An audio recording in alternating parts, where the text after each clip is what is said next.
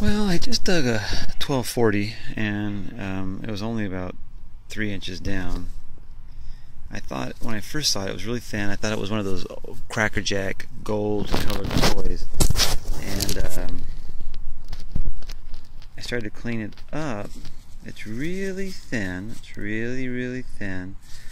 And there's no markings on the inside. But cleaned up actually pretty dang good.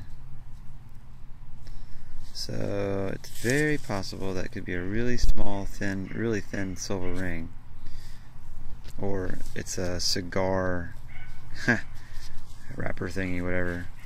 I have no idea, but I'll test it on the silver tester at home and see if I can get silver out of that. But kind of looks like silver, but it's so thin. Alright, well, I'll test it. Alright, got Chris and Ron out there, and Ron got himself a Merc and a Buffalo, and Chris got himself a barber quarter the last time I think he was here.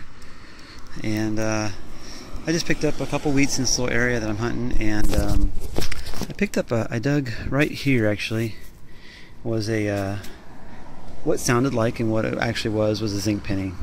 And then after I removed that, had this other little tone, and it showed on my thing anywhere between 8 and 11 inches, and I'm only down about 5-6 inches, and getting a little bit of a vibration. This was coming up a pretty solid 140. Wow, it's really shallow, I think. Well, I don't know, it's weird because it feels like there might be a couple targets here. Let's see what we got.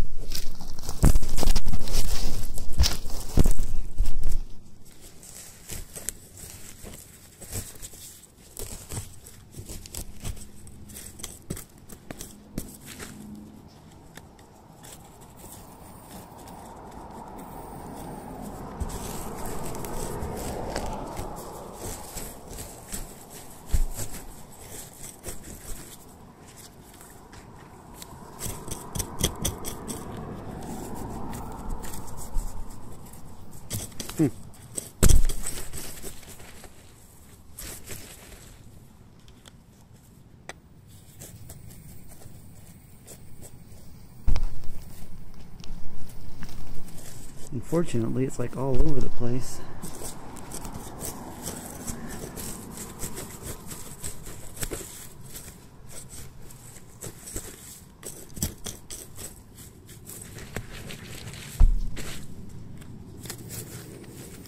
I thought I saw something. Yeah. Probably another wheatie. So that was coming in 140, pretty solid wheat. And it was down 6 inches. Oh, there's something else in the hole. Maybe. It looks almost the same design. Yep, there's Ron's ring. Nice, very nice.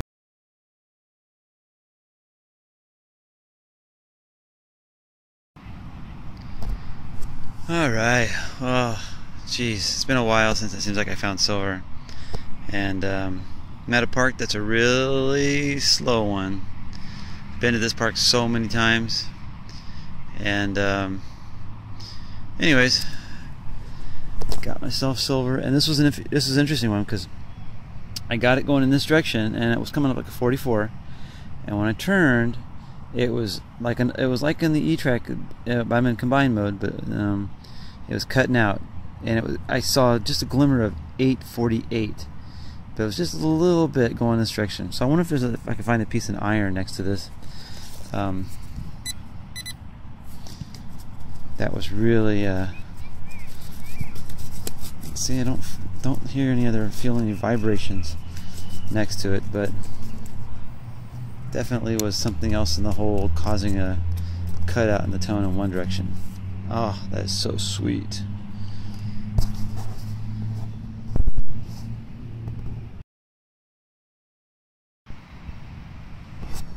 Man, my alarm just went off a little while ago. I found that Rosie. Turned the corner, heading to my car. But there used to be, this park had some remodeling done. They added a basketball court and did some other work. They actually did a lot of work down at the other end of the park. There are plans to remodel the rest of this park. But there used to be piles of dirt right here. Just piles of dirt. And I kind of walked through all the piles and I thought, hey, all the dirt's gone. So I was going to turn the corner and kind of walk over this area that I'd missed for quite a while. You know, it's been a while since they did that. And I had turned the corner and I had this 42, 44 and kind of playing with it a little bit. Dug it down. I'm down about, 7 inches to the top of the 7 inches to the top of the hole. But so, and I was chopping away at it and I probably I probably dented the I just broke it. I probably did that with my blade because I was poking at it so dang hard. And that's so sad that I broke that because that is beautiful. Oh, well, that's what I get for chomping away at it. Wow. Anyways, I broke a little piece of the pendant part off. But it's really nice looking. It's pretty thin, but really nice.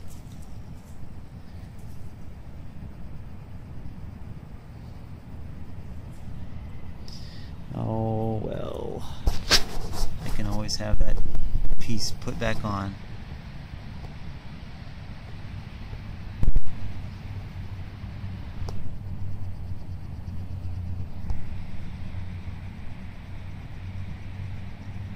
So, very cool.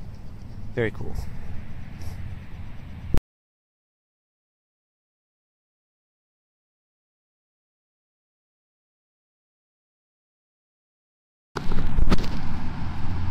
Well, I guess if I can't find silver, I'm gonna find me a buffalo, which is a little surprising, but not too surprising. But yeah, it's the first old nickel that I've come across here.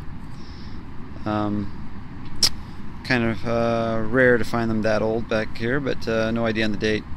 But still, nice to find. Well, picked up that buffalo where way back there where I had found a Washington quarter way back there where I found the buffalo. But I'm in my favorite spot of the whole park. I've picked up, see, 2 or 3 Mercs and a couple Rosies right in this little area right in here.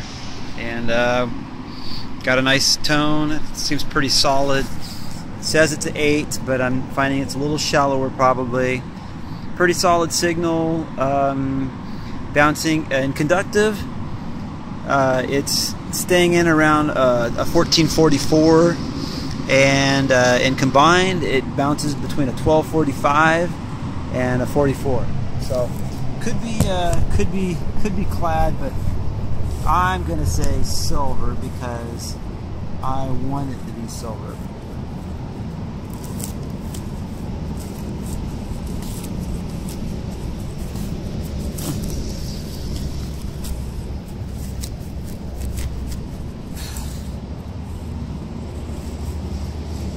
I've hunted this park so many times.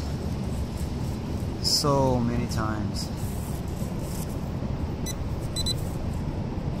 Always come back to my favorite spot. Because I can go around the whole dang park and I don't find nothing. Come back here and I find something. Well, I'm tossing the salad looking for some. Oh, I saw it. I saw it. Dang, that's a sweet looking. There it is. Here it comes. Here it comes. And oh, it's not even a full Merc. Dang, but I'll still take what I can get.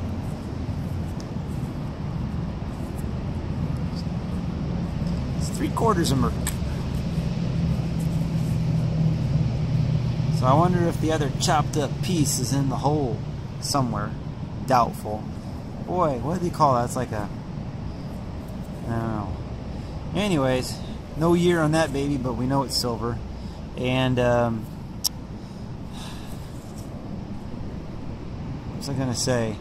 That might be why it wasn't coming up a perfect, you know, on the 45. It was dropped down just a little bit, but sweet, indeed.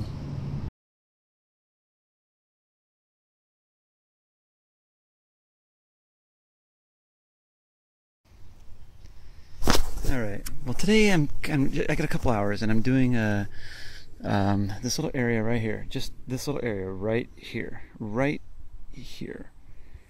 Okay. $2.50, 4 silver quarters, probably about 6 or 7 silver dimes, about 4 silver rings, and a whole bunch of odds and ends. The video for this has never been seen. I'm saving it. I gotta find more information about this site. I have other little videos that you probably heard me talk about. So something burnt here, and I'm back today giving the CTX a true test. I got the small coil on. I've hunted this area, seriously, I've hunted this little area well over 30 times, just this area. I have a lot of video, I have a lot of finds, so I'm trying to see if I can pull more out with this small coil, because I've hunted this so many times with the big coil, and then I hunted it with the Sunray X5, the Stealth X5, quite a few times, and picked up a few odds and ends out of here too. Wheat penny, 2 nails in the hole, and I'm gonna keep going and see what more we can find. And as you know, this is the area I know. There's a few areas that I would say the e-trac is just as good, but I've hit this so many times with e-trac. If I can start pulling out more coins with this, then I know that just the combined mode alone is what's going to do it between the iron and those high tones. So let's keep going. Okay, well, I'm at a place where school where I picked up a couple of rosies and a gold ring out here, and some silver out in the trees there. Not much else in this this part of the field, the school. This is my best tone so far. It's about 1246, 1247, 1248, about 6 inches. It's probably the best one I had, but it's probably going to be a Clyde quarter. And it's probably not going to be that deep anyway. It's probably going to be like 4 inches. So a little bit frustrated today with the CTX. I'm frustrated a lot with the CTX because I come from the e-trac, right? E-trac is like my left hand. You know it. You just know it. You know how to do all the little things, what you need to hear. And you're going through this little learning curve with the CTX. Now today I did a little adjustments on my pattern. I did a little adjustments on my tones. I've been digging nothing but a bunch of dang copper pennies today. A lot of clad. So that's the biggest problem for me is with the e-trac. I know I've got silver. I am like, most of the time I am like 80% sure. I hit a tone, I know it's silver. And if it's not silver, it's probably a wheat penny, or but it's deeper. This detector I'm having some issues with. I had to adjust my gain today. Everything is sounding a little too, like my 4 inches. There's not a lot of separation and depth between 4 inches and 6 inches, 4 inches and 7 inches. It's very weak in that aspect. I mean, I can turn it way down, but then or I could turn it way up. There's not a, it's like somewhere between 5 on the gain setting and like 12. That's where your change is.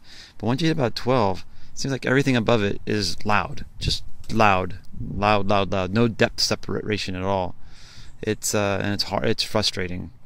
Tone variability, the variability of the e-trac is a key factor because I've been hunting in combined mode, right? Combined mode. I have my frequency set to somewhere around 1150, 1157 for my high tones, which is like my bend section 44. I just changed it today. I was at 43.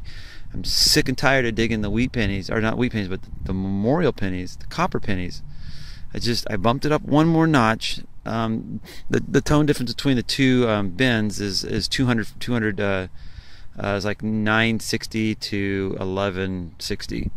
So I know that a lot of you don't understand what I'm talking about, but that's with the CTX. You can create your own tone. So I created this high tone. I'm still digging a lot of memorial pennies in the 44s. It's different from across the country, because I was watching people with the CTX. People are finding silver in 44, 43. However, here where I'm at, my silver is on my e-trac. It's 45, rarely 44. Clad dimes 44. So then I go to combine mode. Okay, so I go to combine mode. I set the all the way top end frequency to 1200, the highest it can go. But when I'm going over a dime, it sounds like my second bin, lowest bin, at 960. I think it's hertz frequency pitch, which I don't want it to be. Kind of want it to be in the next level. So there's some issues I'm having between the tones and the combined and the tones and the variability. Everything that I have set for my high bin and combined doesn't sound the same as it does in conductive, but it should, because the frequency level is all the way to the top. So there's one issue I'm having with the CTX. You know, that's a key factor in finding what you want. Knowing what you want to find is when you hear it. When you hear it, you hear it. So like I said, I'm going to give the CTX a run for its money.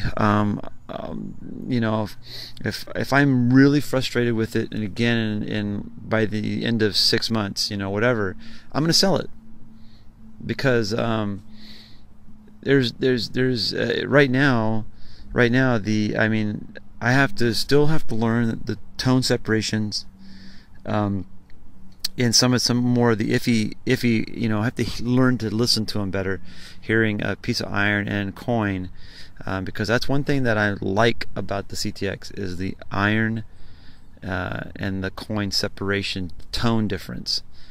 So let's dig this. I talked a lot, but it's part of my reviews of the CTX. And for people who are interested, really want to know an honest opinion of the CTX versus the e-trac. At this point in time, I've had the CTX for about a month. I still would say don't buy the CTX. I would say if you're going to buy anything, buy an e-trac. I still am going to say that right now. The CTX is going to cater to somebody that's really strongly into water hunting. I live around water, but it doesn't draw vacationers. You know, people don't come here to vacation and swim in the water here. So we get very minimal shoreline use. Even what we do get, it's new. There's nothing here. It's really, I mean, just to go in the water to find gold and silver, I have running rivers basically. So anything that's there is kind of getting washed away a little bit. Our oceans, you know, Oregon coast weather for oceans is just a joke. So anyways, that's my critical review at this point. I'm not giving up on the CTX. I mean, I have found already now, I've found 3 barbers with the CTX, which is crazy because I don't find barbers that often. But the trade-off is I'm digging a lot more clad. I'm digging a lot more stuff. I don't know what it is. I just know that it's a coin. The numbers aren't swinging the way I want. I'm finding a lot of, like I said, a lot of copper memorials that are coming up, 44s, even 45s, even some 46s. So let's dig this. I talked a lot, but like I said, this is my review of the CTX. 1 month in. 1 month in. I just don't know what to do, what to think about it. I'm just getting a lot of good tones, you know, at good depth, and they're just most of them are just clad and pennies, and it's hard to get excited about digging pennies and clad dimes. But with the e-trac, at least I knew. I got really excited because you knew by the tone. There's a big difference. Huge difference. It's like walking into a black tunnel, not knowing what's in there versus knowing what's in there. So anyways,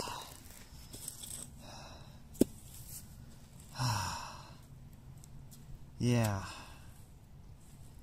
Dang.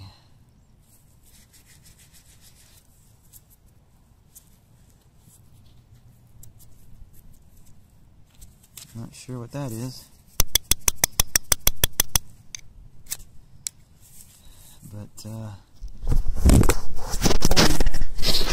But it came up a 1247, 1246.